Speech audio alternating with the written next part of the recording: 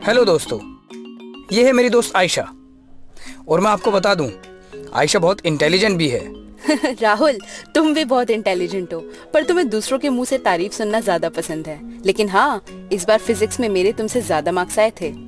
हाँ, तभी तो इस वाले टॉपिक की तैयारी मैंने तुम्हारे साथ मिलके की है। तो आज की टॉपिक का नाम क्या है राहुल?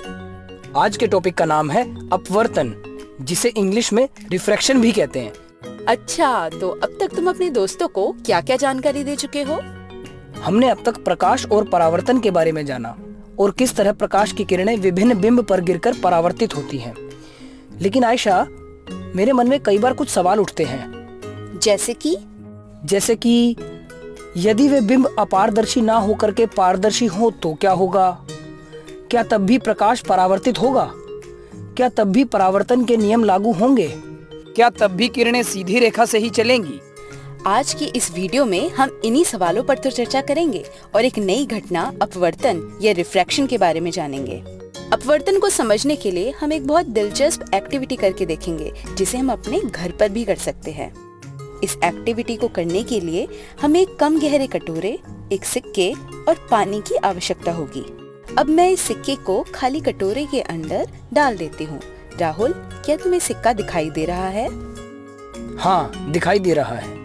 बहुत अच्छे राहुल, अब तुम धीरे धीरे अपनी जगह से पीछे की ओर जाओ, तब तक जब तक सिक्का दिखाई देना बंद ना हो जाए। क्या अब भी तुम्हें सिक्का दिखाई दे रहा है? नहीं, अब नहीं दिखाई दे रहा।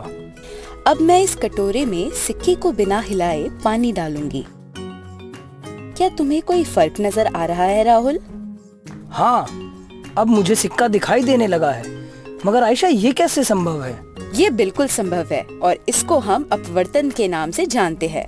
प्रकाश की किरणें सिक्के पर पड़ने के बाद परावर्तित होकर तुम्हारी आंखों पर गिर रही थी, लेकिन जब मैंने इस कटोरे को पानी से भर दिया, तब किरणें परावर्तित ना होकर बल्कि अपवर्तित होकर तुम्हारी आंखों पर पड़ी, जिस कारण सिक्का दिखाई देने लग गया।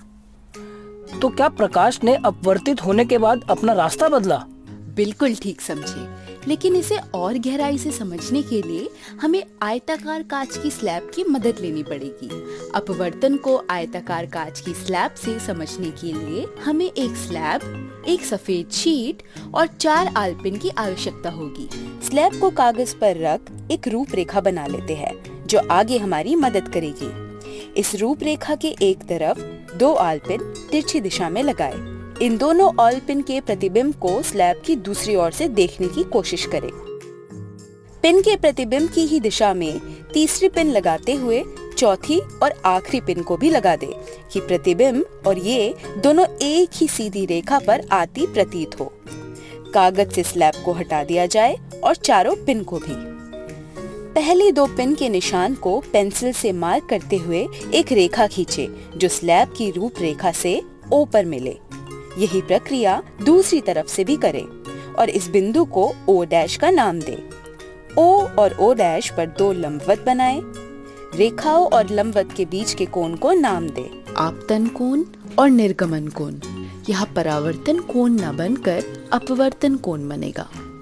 अब O से एक सीधी रेखा खींची जाए। यदि O और O' को जोड़ा जाए तो प्रतिबिंब की तरह सीधी रेखा ना बनकर एक डिफ्लेक्शन नजर आएगा। प्रकाश के विभिन्न पारदर्शी माध्यम में रास्ता बदलने की प्रक्रिया को ही हम अपवर्तन या रिफ्रैक्शन कहते हैं। क्या कहते हैं?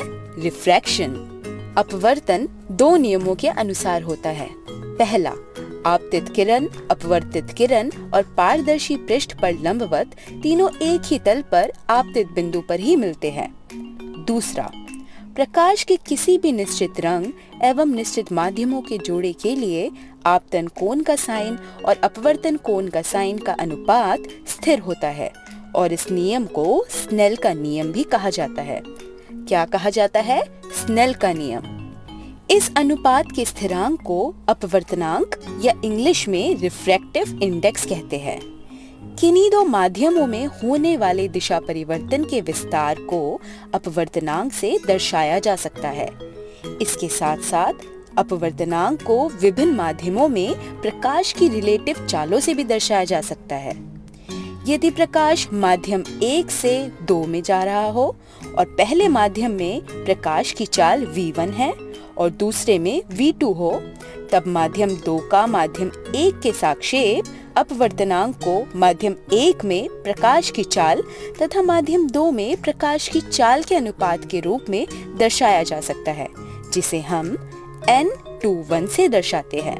इसी प्रकार माध्यम 1 का माध्यम 2 के सापेक्ष अपवर्तनांक n12 से दिखाया जा सकता है।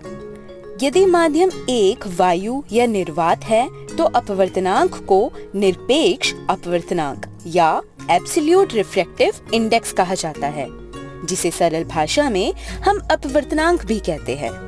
निर्वात एवं वायु सबसे विरल माध्यम माने जाते हैं, साथ दूसरे माध्यम को सघन माध्यम कहा जाता है। कुछ माध्यमों के अपवर्तनांक को इस टेबल में देखा जा सकता है।